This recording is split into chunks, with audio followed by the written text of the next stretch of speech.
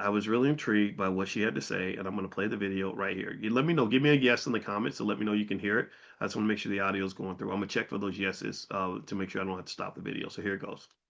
How small Afrotech was this year compared to last year needs to be discussed. Let me throw out some numbers for y'all. Last year, Afrotech had about 204 booths on the expo floor. This year, they were looking at around 84, 85 of actual companies. On top of that, I noticed there were significantly less attendees. Why is this? Clearly, the anti-DEI climate we're in made it so that companies didn't want to pay for a booth on the expo floor, meaning less opportunities for attendees to talk to people, talk to recruiters, get a job. Also, companies didn't want to sponsor their employees to go to Afrotech. So if you wanted to go this year, odds are you had to incur the financial burden yourself. And these types of shifts and impacts aren't just solo to Afrotech. For example, Google used to have a scholarship fund for people of color to attend conferences throughout the country whenever. If you got the scholarship, they would pay for everything, flight, hotel, the ticket, everything. That application page has not been up all year, creating this weird double-sided effect where the people who need to be attending conferences the most to get those connections, to get that leg up in their career, are people of color. However, at the same time, it's now even harder for them to attend. That's why I love giving away conference tickets for free. That's why I love being part of groups that give away conference tickets for free. I'll link some in my bio, because I'm fighting back. There's no way.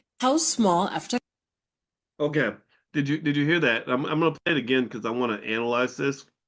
So she's mentioning Afrotech, and she's basically saying that because of the push against DEI, that Afrotech attendance has plummeted.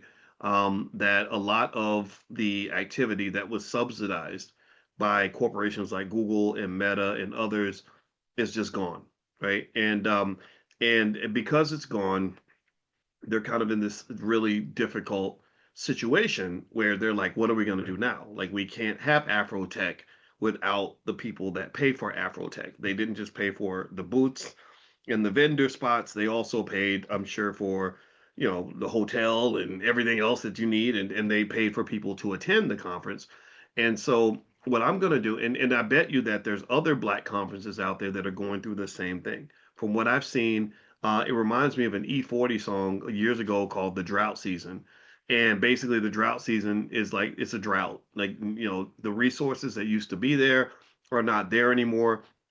And this is an economic concept. This is basically something where um, you have these scenarios where you have a shock to your economic system where something bad happens and suddenly the things that were there in abundance have become very, very scarce.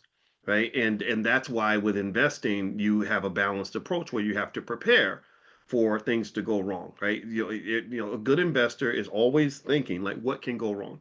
Just like when I did pilot training, the 75% of our training was to prepare for what can go wrong. So literally when the engine fails, you have a whole procedure that you go through because you practice engine failures.